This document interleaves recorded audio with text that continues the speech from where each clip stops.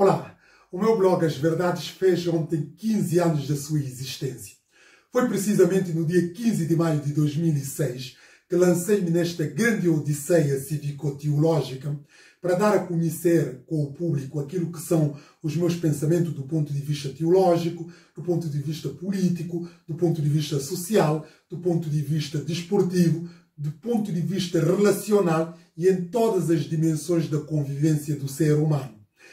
Não foi um desafio propriamente fácil, na medida que nós, ao estarmos a expor, também acabamos por, enfim, revelar aquilo que são as nossas fragilidades, aquilo que são as nossas limitações, aquilo que são as nossas aspirações, etc, etc.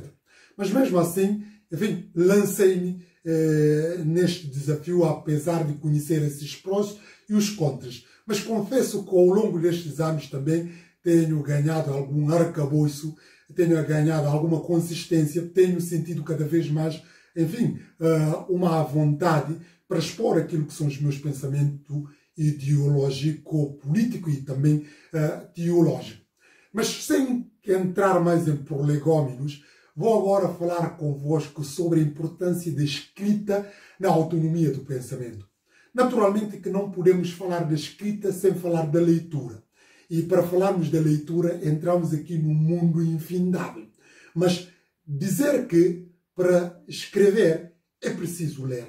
Porque ninguém se escreve sem ler. Porque a linguagem da escrita é uma linguagem intrinsecamente ligada também à leitura. Razão pela qual nós precisamos ler para sabermos escrever.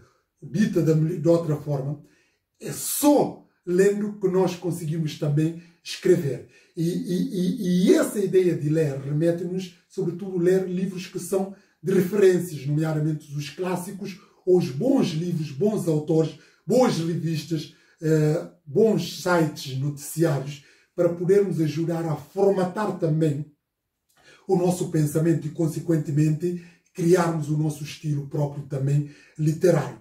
Não é fácil, não é uma tarefa fácil, porque a leitura propriamente não é uma coisa fácil, mas acaba por ser benéfico a todos os níveis.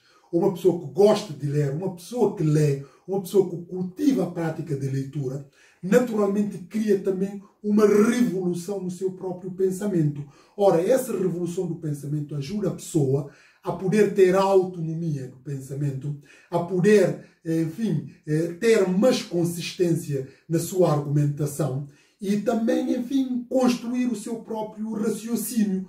Ou seja, a leitura acaba por possibilitar-nos a ter um pensamento lógico, um pensamento crítico e um pensamento, enfim, podemos usar essa expressão, razoável do ponto de vista humano-social. Razão pela qual é importante a leitura. E quando nós temos a leitura, também passamos a ter ferramentas aqui de podermos escrever. Porque nós sabemos que a escrita é uma forma de linguagem. Obviamente um pouco diferente com a linguagem oral, que é uma linguagem mais acessível, mais fácil, porque também é o que nós fazemos praticamente todos os dias. Mas a linguagem da escrita é uma linguagem que se afere-se somente na leitura. E a razão pela qual é importante a pessoa ler. E quanto mais uma pessoa lê, mais consegue expressar corretamente do ponto de vista da escrita. Por todas essas, enfim, vicissitudes, impõe-se, e também estou a fazer, impõe-se a nossa obrigatoriedade de cultivar a prática de leitura, porque nós acabamos por revolucionar, como eu disse, o nosso pensamento, acabamos por ganhar mais uma cultura geral abrangente, acabamos também por não nos deixar enganar facilmente e podermos ter um pensamento lógico, um pensamento crítico e um pensamento, enfim, que nos ajuda a estarmos harmoniosos conosco próprio e também poder fazer uma leitura mais acentuada e acertada daquilo que é a realidade ao nosso redor. Mas tudo isso gira em torno da leitura. Mas não é ler só por ler, é ler livros que são reconhecidos, livros que são clássicos, autores que nós sabemos que podemos, enfim, aprender muita coisa.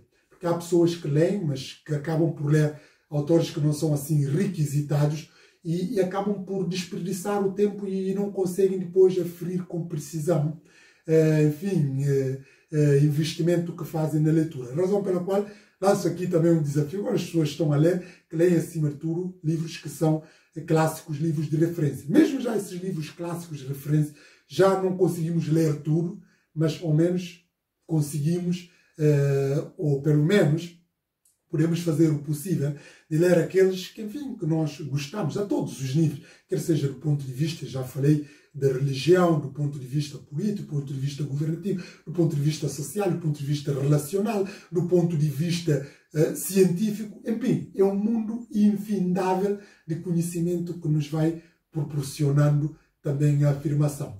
Ora, é justamente por isso eu, entrando neste mundo, também desdobrei-me num investimento.